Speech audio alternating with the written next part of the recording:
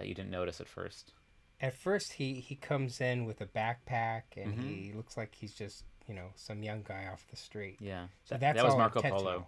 Oh, that's Marco Yeah, Polo. that was I'm Marco sorry. Polo. Well, Kublai Khan also looked very like everyone else potentially at the station. He was dressed with a little bit more of a like a military outfit, and looked like somebody that was just at Union Station and thinking about former glory in a way, which is kind of where Kublai Khan is in the novel. Is sort of, he's in a way, the empire that he commands is at the peak of its glory, but he's starting to already see the decay and the falling apart of this empire, and so he's sort of meditating on that when the book begins and when the opera begins as well.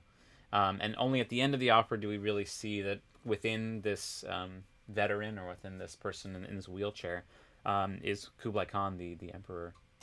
Oh, okay.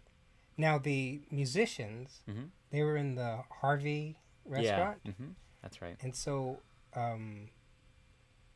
what's amazing, once you understand what's going on, and it's not that easy to understand what's going on in terms of the complexity of live, but you can't see everyone. Yeah. Right? Yeah. That's actually discussed towards the end of the documentary. Yeah. Right? And so at first you're wondering, can everyone hear the music? And then you realize, no, only people with the headphones can hear the music. Yeah. If you didn't have headphones, you'd hear isolated voices. Right. Which is kind depending of on where. interesting on its own. It did have its own compelling beauty, actually, when you just heard one isolated voice in an individual part of the station, that happened to be singing with a voice that you were hearing somewhere else. So I mean, without the headphones, you had this kind of amazing spatialization. You never heard the orchestra, but you did hear soloists around you, and those always just rose a little bit above the volume of everyday life at the station, but not by much. I mean, it wasn't like loud operatic singing. It was, for the most part, pretty hushed and quiet, and just barely noticeable if you didn't have headphones. For those who've been to Union Station before, in that main room how deep the reverb is, and so I noticed that periodically you would go outside, and you would come inside, right? And is that something you were thinking about? I definitely wanted people to be able to move freely, also with inside and outside, because those spaces are so extraordinary. The patios on the north and south patios, and activating those spaces, and that fluidity between internal and external space was really a key part of what I wanted the performance to offer to an audience. It's one of the few. It's you can't do that too many other cities where you can be outside, in November and still have a performance. So, and I guess what I was interested in was the reverb. Well, the reverb didn't matter because it was all on headphones. So not if you didn't have the headphones on. Well, if you didn't have the headphones, that's true. But actually, Union Station actually doesn't. The ticket counter has a good church-like echo. But the main waiting room has a lot of acoustic tiles, and it was designed that way ever since the 30s. The building is from 1939, and they built a bunch of acoustic tiles so that you could hear the announcements. So it's actually a very, very dead space. It's why when you walk in, it's uncannily quiet. Even though there's a lot of people there, you don't get a sense of chaos, an aural chaos. You get actually a very hushed, quiet tone, so that when there is an announcement, it cuts through everything. Nice. Which is a beautiful and really ingenious feature of the architects at the time. Maybe we should look at the video. Sure. Yeah? Sure. Okay, tell us what we're gonna see. This is the trailer, the Invisible Cities trailer. It's sort of a 3-minute summary of what the piece was and some of the imagery and.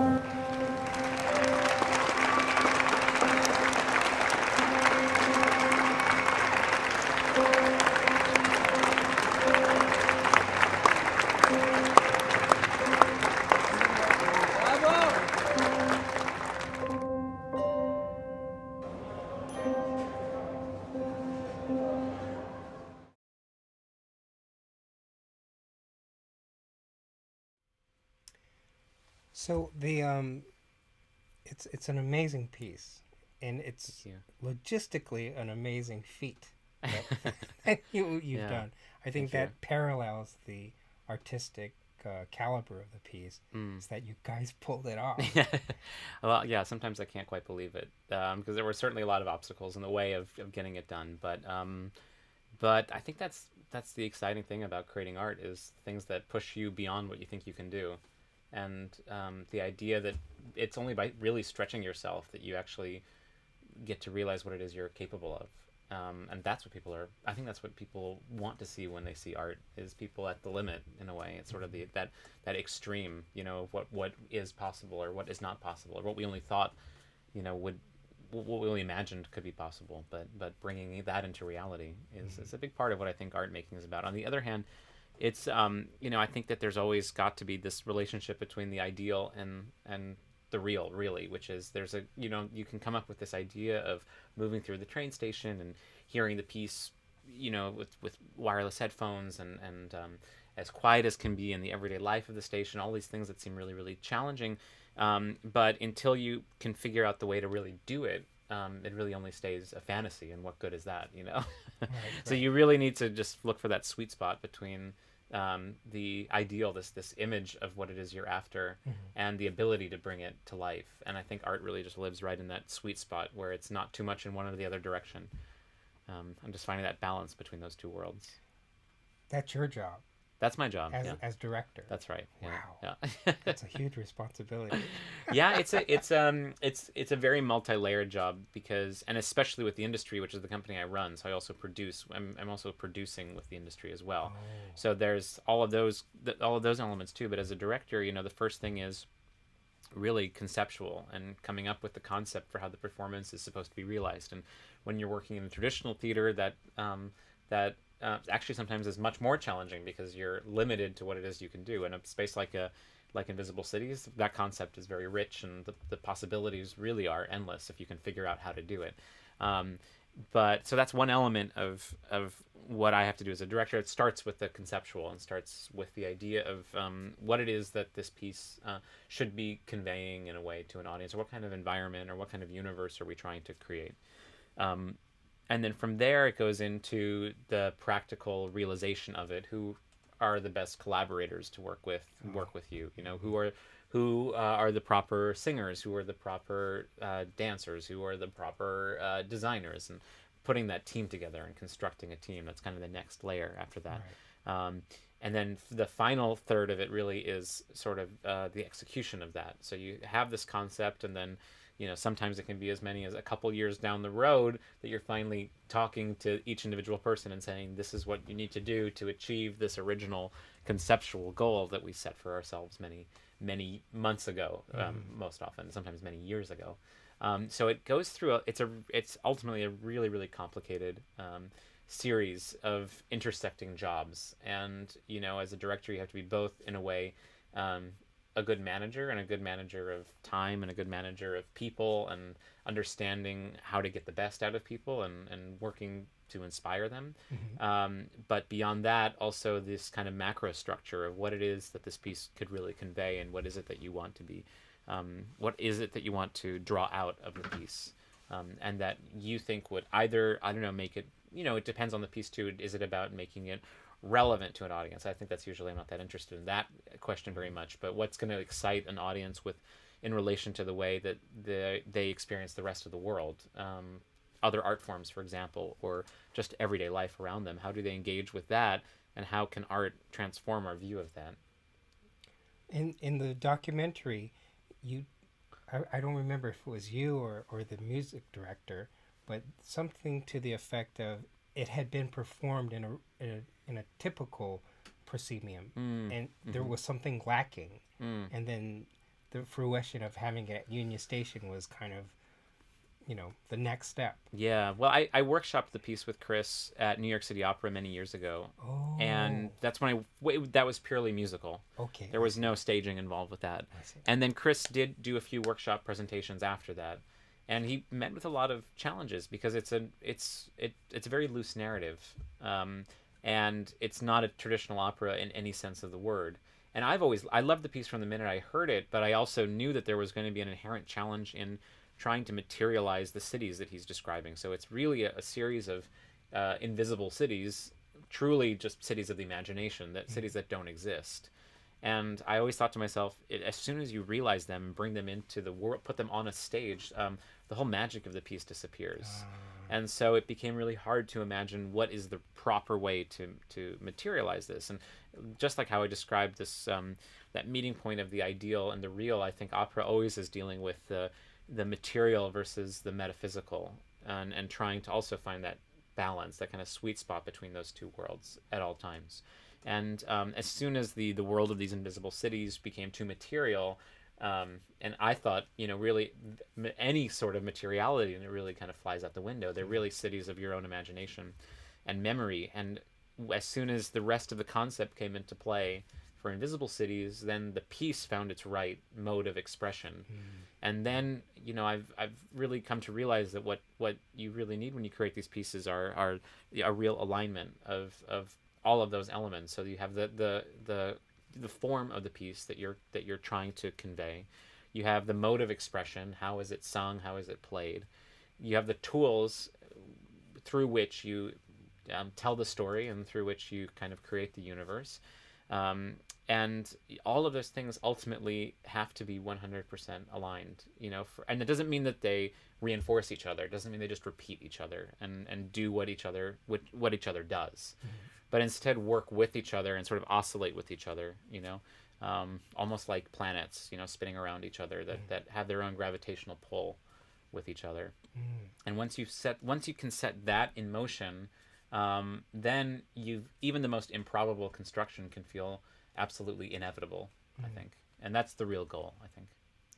Now, the piece that you've done recently at the Hammer is quite a different project. Can you tell us about that one? Yeah, that was much more of a kind of a happening. The industry, the company that I started, is primarily interested in experimental and new opera.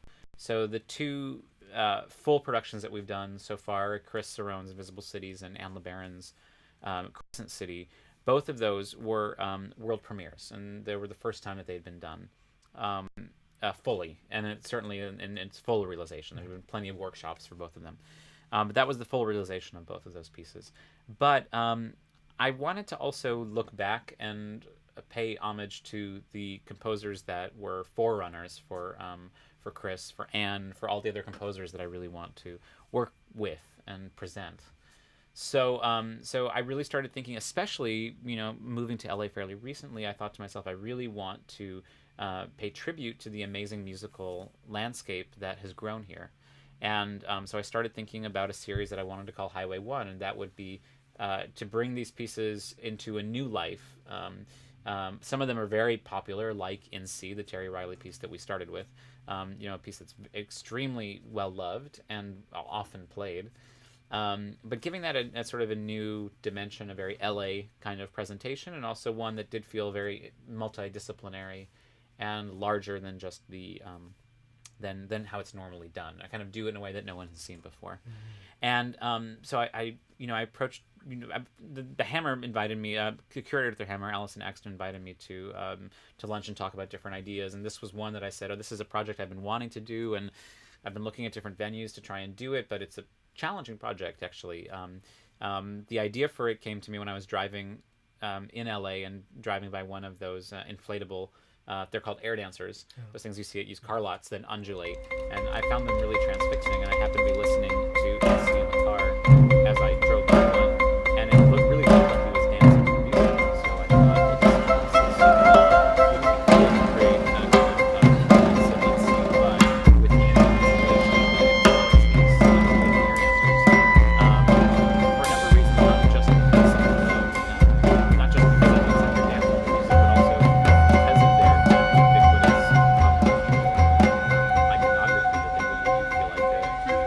of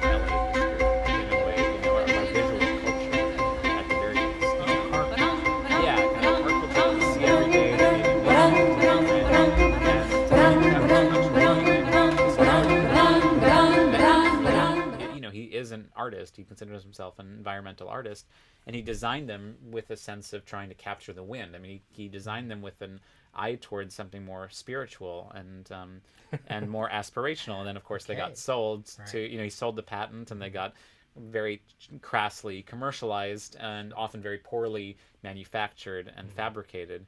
But his original ones are just transfixingly beautiful. Really? Oh, yeah, and I'd love to see those. well, they're great. Yeah, you should have come to the Hammer. You would have seen them. Oh, wow. So he brought some of his original. He designed sort of new ones based on his original design, and he designed them originally for the Atlanta Olympics. So he created his own these new versions. We set those up in the courtyard. We had a performance of In C that was primarily vocal. I mean, it was a lot of vocalists and the Inspiravi chamber choir. As well as instrumentalists that also gave them some support. But we did it for 4 hours continuously. Wow. And then the audience was invited to wander freely and look at the performance from any perspective they wanted to. At the Hammer, there's those multiple viewpoints, which is really fantastic. You can look down on the installation. You can be in and among the installation.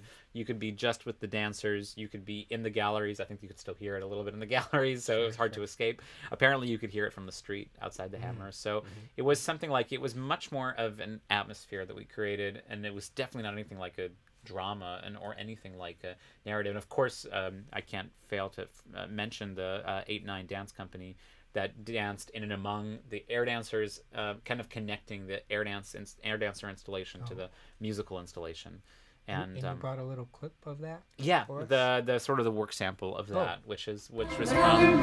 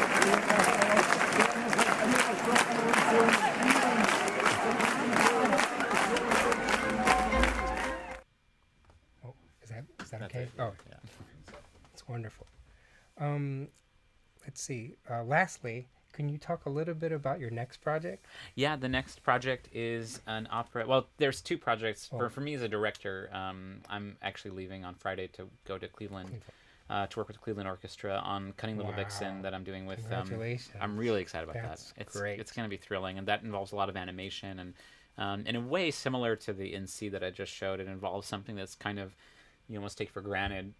The joy that they bring. Those are those kind of cardboard cutouts that you see at the beach and stuff like that of like muscle men and bikini ladies that you put your head through a hole and then you're on their body basically. Right. Your face is on their body. So I'm using that principle basically as a performance principle for Cunning Little Vixen, in which the singers are constantly going to pop their heads through different holes and their bodies will be these changing animals.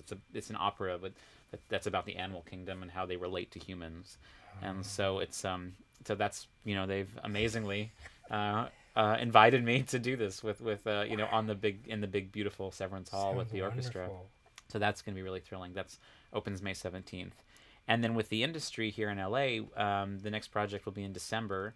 A new opera by Gordon Bieferman and Charlotte Jackson called The Ratland. Gordon might be familiar to people that know Microfest and know the Ear Unit because Gordon's music has been played by both of them pretty frequently. But he's definitely an up-and-coming composer and wrote this really dark, savagely funny, wonderful. I call it kind of a microtonal vaudeville kind of musical language because the music's instantly gripping.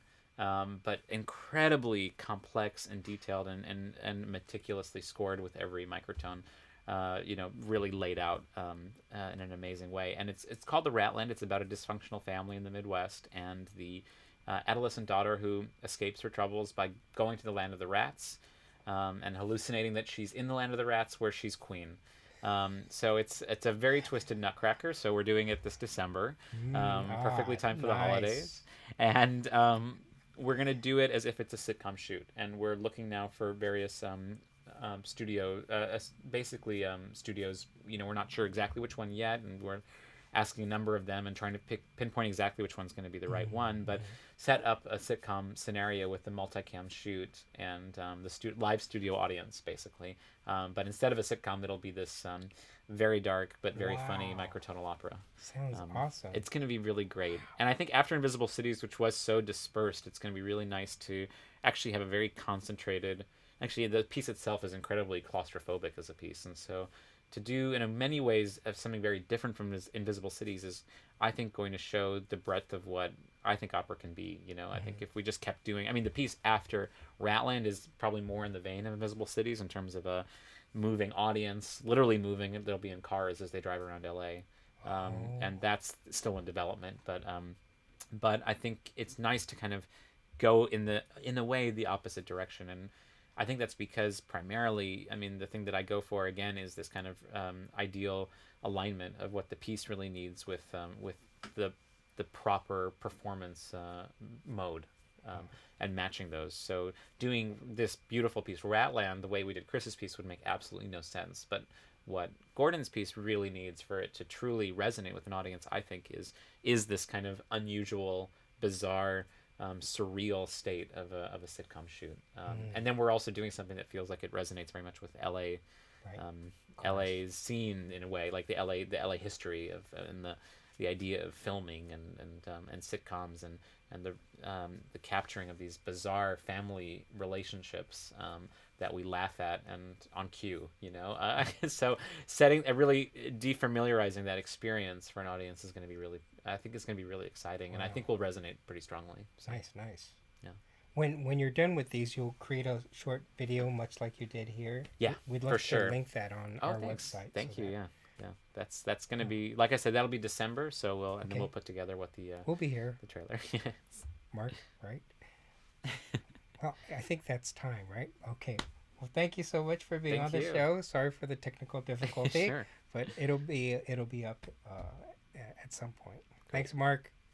Thank you. Okay, thank you. And I know you got to